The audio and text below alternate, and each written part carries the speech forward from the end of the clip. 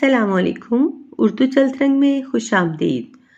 मंशा के बेमिसाल अफसानों में से आज मैं फिर आपके लिए एक खूबसूरत अफसाना लेकर आई हूँ। तो आइए सुनते हैं सांप और सदा। लेकिन इससे पहले मेरी आपसे एक रिक्वेस्ट है कि मेरे चैनल को ज़रूर सब्सक्राइब करें। वीडियो पसंद आए तो लाइक के बटन को भी प्रेस कर दीजिए और मेरी वीडियोस को दूसरों के साथ शेयर भी किया करें। मेरी हौसला अफजाई होती है। दो आदमियों की जगह पर वो अकेला बैठा हुआ था। उसके बाल सफ़ेद थे मगर चेहरे पर बुढ़ापे के आसार नहीं थे। पहली नज़र में मुझे वो ऐसा अदाकार दिखाई दिया जिसने बुढ़ापे का मेकअप कर रखा हो। मैंने खनखार कर उसे अपनी तरफ मुतवज्जा करना चाहा मगर वो टकटकी बांधे खाली खाली नज़रों से बाहर देखता रहा। मैंने नरम लहजे में पूछा, मैं यहाँ बैठ जाऊँ? उसने जैसे सुना नहीं। एक नज़र मुझ पर ऐसे डाली जैसे मैं मुदाखलते बेजा का मुर्तकब हुआ हूँ और फिर कमाले बेनियाजी से बाहर देखने लग गया। मुझे बुरा तो बहुत लगा मगर ऐसे मौक़ों पर ख़ासतौर पर अजनबियों से मिलते हुए मैं निहायत एहतियात बरतता हूँ। खुदा जाने कौन कैसा हो और क्या रवैया इख्तियार करे। मैं बची कुची थोड़ी सी जगह पर टिक गया। मेरा ख्याल था मेरे बैठ जाने के बाद वो थोड़ा बहुत खिड़की की तरफ सिरक जाएगा मगर वो पत्थर की तरह उस जगह जमा बाहर देखता रहा। मगर फिर थोड़ी देर बाद अचानक चौंक पड़ा जैसे सोते में हड़बड़ाकर जागा हो। उसने आसपास का जायजा लिया, फिर मुझे तकलीफ में बैठे देखकर खिड़की की जानिब हो गया मगर मुंह से कुछ न बोला। खामोशी बजाते खुद पुरस्रार होती है। मुझे वो अजीब और पुरस्रार सा दिखाई दिया। लगता था लोगों के हजूम में भी वो अपने आप में घिरा बैठा है। मगर थोड़ी देर बाद जब ट्रेन एक स्टेशन पर रुकी और उसने अपने लिए नान कबाब मंगाए तो बारी बारी मुझे और सामने की सीट पर बैठे मुसाफिरों को खाने में शामिल होने की दावत दी और जैसा कि आमतौर पर होता है सब ने शुक्रिया के साथ माजरत कर ली। मगर जब उसने थैली में से घर की बनी हुई मिठाई निकालकर सबको पेश की तो उसके इसरार को देखकर सामने की सीट पर बैठे नौजवान के सिवा किसी को इनकार की हिम्मत न हुई। मैं अपनी बहन के पास गया हुआ था। उसे बचा कुचा खाना खिड़की से बाहर फेंकते हुए और जुबान से उंगलियां चाटते हुए कहा। आते हुए उसने जबरदस्ती ये मिठाई मेरे थैले में डाल दी। बहनों को भाइयों का बहुत ख्याल होता है। सामने की सीट पर खिड़की के करीब बैठे हुए उधेड़ उम्र के आदमी ने जवाब दिया। गुफ्तगू का सिलसिला शुरू हुआ तो फैलता चला गया और मुझे ये जानकर इत्मीनान हुआ कि वो मिलनसार और खुशगुफ्तार आदमी था। जरा बेतकल्फी हुई तो मैंने पूछा, जब मैंने सीट पर बैठने की इजाज़त मांगी तो आपने कोई जवाब नहीं दिया। कब? उसने परेशान होकर पूछा। फिर कुछ सोचकर खुद ही बोला, मैं वजीफा पढ़ रहा था, ध्यान न दे सका, माफ़ी चाहता हूँ। वजीफे के बारे में मुझे कुछ पूछना ठीक मालूम न हुआ। मैंने कहा, चलिए कोई बात नहीं। थोड़ी देर बाद चलती गाड़ी में मांगने वाला एक फ़कीर आ गया। सुबह से डिब्बे में कई तरह के मांगने वाले आ चुके थे मगर ये फ़कीर दूसरों से कदरे मुख्तलिफ मालूम होता था। उसके चेहरे पर हाजत के बजाय अजीब तरह का इत्मीनान और लहजे में बला का इत्माद था, जैसे मांगने के लिए नहीं खुद गरीबों में ज़कात तकसीम करने आया हो। एक 10 रुपए का सवाल है मोमनो। डिब्बे के सारे मोमनीन ने चौंक कर उसकी तरफ देखा। पूरे डिब्बे से एक ही सवाल है बाबा, सिर्फ 10 रुपए। है कोई सखी मोमन जो मेरी हाजत पूरी करे?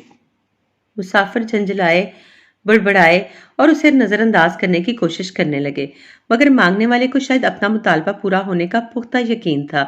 वो डिब्बे में एक सिरे से दूसरे सिरे तक बराबर चक्कर और सदा लगाता रहा। जब वो मेरे करीब से गुजरा मैंने उसे 1 रुपए का नोट थमाने की कोशिश की मगर उसने लेने से इनकार कर दिया। मैंने शर्मिंदा होकर नोट दोबारा जेब में डाल लिया। महंगाई के साथ भीख के नर्क भी बढ़ गए हैं। नौजवान ने हंसते हुए कहा, नर्क ही नहीं नखरा भी बढ़ गया है। मैंने गुस्से से कहा, कौन देगा इसे 10 रुपए? देंगे, सब देंगे। वो बोला, अभी तुम लोग देख लोगे। और सचमुच ऐसा ही हुआ जैसा उसने कहा था। थोड़ी देर गुजरी थी कि लोगों ने आपस में चंदा करके उसके लिए पैसे जमा करना शुरू कर दिए और देखते ही देखते मतलूबा रकम जमा हो गई। मुझे भी बादल नखास्ता दोबारा जेब से 1 रुपए का नोट निकाल कर देना पड़ा। आप तो कह रहे थे कौन देगा 10 रुपए? वो हंसते हुए बोला। हाँ, कमाल हो गया, इसने जवाब दिया। बड़े चालाक होते हैं ये मांगने वाले, इनका रोज का तजर्बा होता है। नौजवान ने कहा, शुक्र कीजिए इसने 10 रुपए ही मांगे, अगर 150 मांग लेता तो आपको ज्यादा पैसे देना पड़ते। मैं तो कभी न देता। मैंने कहा, आप इतने वसूख से कैसे कह रहे हैं? میں نے نوجوان سے پوچھا۔ اس لیے کہ میں جانتا ہوں ہمارے زیادہ تر لوگ سیدھے سادے اور دل کے سچ مچ سخی اور مومن ہوتے ہیں۔ جب ان سے اس قسم کا مطالبہ کیا جاتا ہے تو وہ یہی سمجھتے ہیں کہ مانگنے والے کو واقعی اتنی ہی رقم کی ضرورت ہے اور یہ ضرورت پوری کرنا ان کا فرض ہے۔ اس نے چونک کر نوجوان کی طرف دیکھا، پھر مجھ سے مخاطب ہو کر کہنے لگا، یہ ٹھیک کہہ رہا ہے، بعض لوگ فطرتاً نیک دل ہوتے ہیں، نیک اور معصوم، ان کا دل خوبصورت ہوتا ہے، ان سے کوئی قیمتی چیز بھی مانگ لی جائے تو انکار نہیں کر سکتے۔ وہ تھوڑی دیر کے لیے رکا، پھر کھڑکی سے باہر دیکھتے ہوئے اداس لہجے میں بولا، اور بعض مانگنے والے ایسے ظالم اور ڈھیٹ ہوتے ہیں کہ جان مانگ لیں تو بھی لے کر ہی ٹلتے ہیں۔ تو کیا فقیر جان بھی مانگ لیتے ہیں؟ میں نے پریشان ہو کر پوچھا۔ ہاں، کیا ایسا کبھی ہوا ہے؟ ہاں، وہ بولا، مجھے ایک واقعہ یاد آ رہا ہے۔ اچھا، ادھیڑ عمر والے نے دلچسپی لیتے ہوئے کہا، تھوڑی دیر بعد ہم اس گاؤں کے قریب سے گزریں گے جہاں یہ واقعہ پیش آیا تھا۔ کیا ہوا تھا؟ ہم ہمتن گوش ہو گئے۔ اس گاؤں میں صدا لگانے والا ایک فقیر آیا۔ آپ یہ تو جانتے ہی ہیں کہ فصل پکنے پر فقیر ہی کیا، پتہ نہیں کون کون لوگ کہاں کہاں سے آ جاتے ہیں۔ بھانڈ، میراسی، مداری، سپیرے، باشے، بازیگر، سنت سادھو، پیر، ریچھ اور بندر نچانے والے اور گانے والی خانہ بدوش عورتیں۔ ہاں، یہ تو ہر جگہ ہوتا ہے، ادھیڑ عمر والے نے کہا۔ صدا لگانے والے فقیر بھی آتے ہیں، اس نے اپنی بات جاری رکھتے ہوئے کہنا شروع کیا، جو چند ہفتے یا مہینہ 2 مہینہ صدا لگاتے رہتے ہیں، کچھ لیتے نہیں ہیں، پھر جب گاؤں کے لوگ ذہنی طور پر تیار ہو جاتے ہیں تو وہ اپنا کوئی بڑا سا مطالبہ پیش کر دیتے ہیں، لیکن وہ فقیر جس کا میں ذکر کرنا چاہتا ہوں بہت مختلف نکلا۔ کیسے؟ نوجوان نے پوچھا۔ شکل و صورت اور لباس سے تو وہ عام فقیروں جیسا ہی تھا، سر اور داڑھی کے بال بڑھائے، سبز رنگ کا لمبا چوغا پہنے، گلے میں موٹے موٹے منکوں کی مالائیں اور ہاتھ میں کاغذ کے کنگن، انگوٹھیاں۔ صدا بھی اسی طرح لگاتا جیسے عام مانگنے والے لگاتے ہیں، مگر اس کا صدا لگانے کا وقت عشاء کی نماز کے بعد شروع ہوتا اور رات بھر جاری رہتا۔ وہ اللہ کا ورد کرتا ہوا گلی گلی گھومتا، ہر گھر کے سامنے لمحہ بھر کے لیے رکتا اور رات بھر گاؤں کے چکر لگا کر فجر کی اذان سے پہلے پہلے کہیں غائب ہو جاتا۔ کہاں غائب ہو جاتا؟ ادھیڑ عمر والے آدمی نے پوچھا۔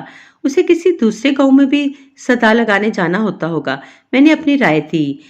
نہیں، وہ بولا، بعد میں لوگوں نے اس بات کا کھوج لگانے کی کوشش کی مگر اس کی تصدیق نہ ہو سکی، وہ کسی اور گاؤں میں صدا نہیں لگاتا تھا۔ اچھا، تو پھر کیا ہوا؟ نوجوان نے پوچھا۔ لوگوں کا خیال تھا کہ مہینہ 2 مہینے یہ سلسلہ چلے گا، پھر وہ اپنا مطالبہ پیش کر دے گا، مگر جب سلسلہ 3-4 مہینوں پر پھیل گیا تو لوگوں کو تشویش ہونے لگی۔ تشویش کی اس میں کیا بات تھی؟ میں نے پوچھا۔ تھی، وہ بولا، ایک تو لوگوں کو اس پر ترس آتا تھا، دوسرے صدا لگانے کا عرصہ جتنا طویل ہو رہا تھا اس کا مطالبہ بھی اتنا ہی بڑا ہو سکتا تھا۔ اس 4 ماہ کے عرصے میں فصل پکی کٹی اور کھیتوں کھلیانوں سے اٹھ کر بھڑولوں، منکوں اور منڈھیروں میں پہنچ گئی، مگر اس نے کسی سے کچھ مانگا نہ قبول کیا۔ اس عرصے میں کبھی ایسا نہیں ہوا کہ عشاء کی نماز کے بعد گلیوں میں اس کی اللہ کا ورد سنائی نہ دیا ہو، آندھی چل رہی ہوتی یا موسلادھار بارش ہو رہی ہوتی، وہ سردی گرمی اور اندھیرے اجالے سے بے نیاز مسلسل صدا لگاتا گزر جاتا۔ لوگوں نے اس کا ٹھکانہ معلوم کرنے کی کوشش کی مگر کامیاب نہ ہوئے۔ وہ گھنی جھاڑیوں اور درختوں سے گھرے قبرستان کی طرف سے آتا اور ادھر جا کر کہیں روپوش ہو جاتا تھا، کبھی کسی سے بات نہ کرتا تھا، ہر بات کا جواب اللہ سے دیتا۔ رفتہ رفتہ اس کی صدا معمول کا حصہ بن گئی۔ یہی تو ایسے لوگوں کا مقصد ہوتا ہے، نوجوان نے کہا، کہ لوگ اس کے اتنے عادی ہو جائیں کہ کبھی اس معمول میں خلل پڑے تو انہیں تشویش ہونے لگے۔ شاید تم ٹھیک کہتے ہو، وہ بولا، لوگ اس کی صدا کے اتنے عادی ہو گئے تھے کہ سونے سے پہلے اس کے منتظر رہنے لگے۔ اگر کبھی ذرا دیر ہو جاتی تو انہیں نیند نہ آتی، عجیب خالی پن کا احساس ہوتا۔ گاؤں کے لوگ اپنے تئیں قیاس کے گھوڑے دوڑاتے، کسی کا خیال تھا وہ لیاری گائے یا بھینس کا مطالبہ کرے گا، کسی کا گیڑا اندازہ تھا کہ اس کی بیٹی کی شادی ہوگی جس کا خرچہ وہ گاؤں والوں سے وصول کرنا چاہتا تھا۔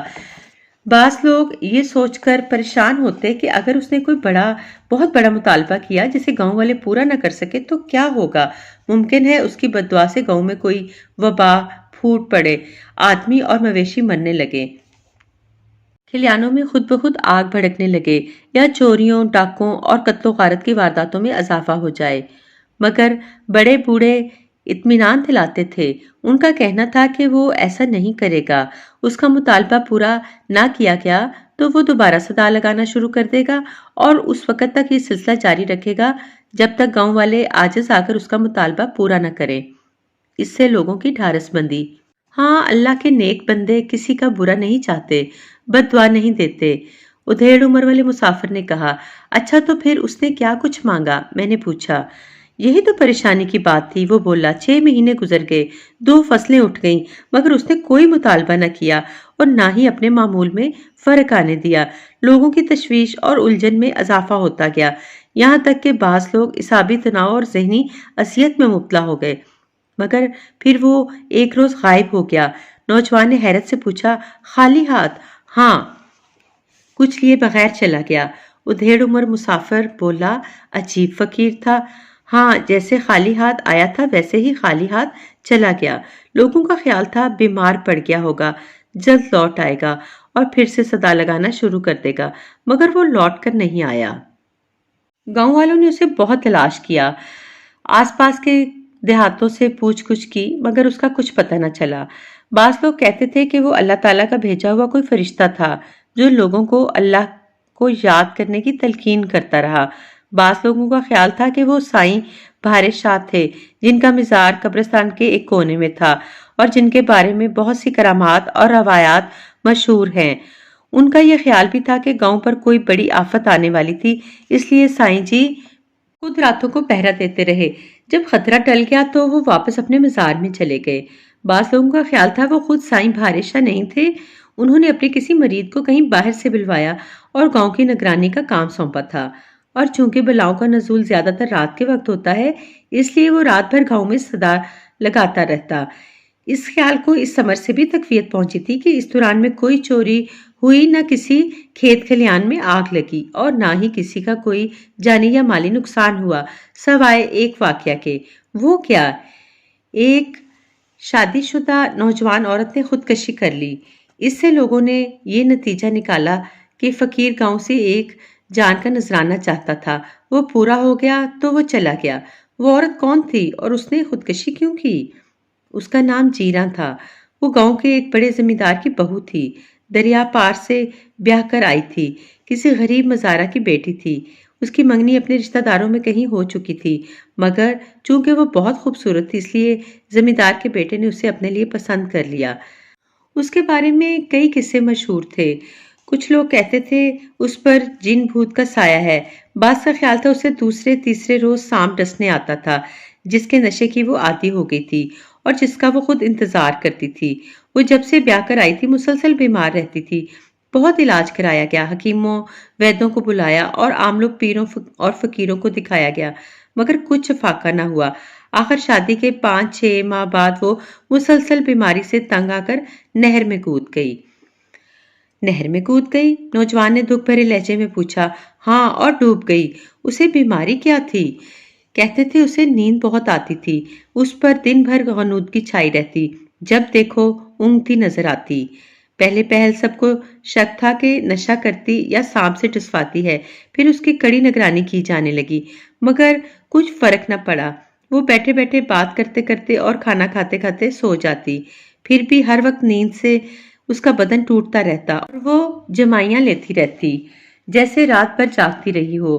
وہ لمحہ بھر کو رکا، پھر آنکھ میں پڑا گرد و غبار صاف کرتے ہوئے بولا، جب کیفیت مسلسل کئی ماہ تک رہی تو اس کے سسرال والے تنگ پڑ گئے، وہ خود بھی تنگ پڑ گئی ہوگی، جبھی تو ایسی گہری نیند سو گئی کہ پھر کوئی جگا نہ سکے۔ اور وہ فقیر؟ نوجوان نے پوچھا۔ جس روز یہ واقعہ پیش آیا اس رات آخری بار اس کی صدا سنائی تھی، اس لیے لوگوں کا خیال تھا کہ وہ گاؤں سے ایک جان کا نذرانہ چاہتا تھا، وہ پورا ہو گیا تو وہ چلا گیا۔ عجیب قسم کا فقیر تھا، ادھیڑ عمر کے مسافر نے کہا۔ ہاں، بہت ہی عجیب اور سنگ دل۔ इसी लिए मैंने कहा था कि बास फकीर ऐसे जालिम और ढीठ होते हैं कि जान मांग लें तो भी लेकर ही टलते हैं। मांगते वक्त ये भी नहीं देखते कि जिससे जो कुछ मांग रहे हैं वो उसके बस में भी है या नहीं। बोलते बोलते वो अचानक चुप हो गया और खिड़की से बाहर देखने लगा। चंद लम्हे खामोशी रही। फिर जब गाड़ी किसी पुल पर से गुजर रही थी तो वो बोला, ये है वो नहर जिसमें जीरा ने छलांग लगाई थी। हम सब ने गर्दनें उठाकर और नीम इस्तादा होकर यूं बाहर देखा जैसे वो नहर में अब तक डुबकियां खा रही हो और हाथ पांव मार रही हो। नहर पलक झपकने में गुजर गई। मेरे दिल में कई तरह के सवालात पैदा हो रहे थे। मुझे वो फिर से पुरस्कार लगने लगा था। मैं उसके अपने बारे में भी कुछ पूछना चाहता था, मगर वो अब फिर गर्दोपेश से कटकर अपने आप में घिर गया था और शायद दिल ही दिल में कोई दुआ या वजीफा पढ़ रहा था।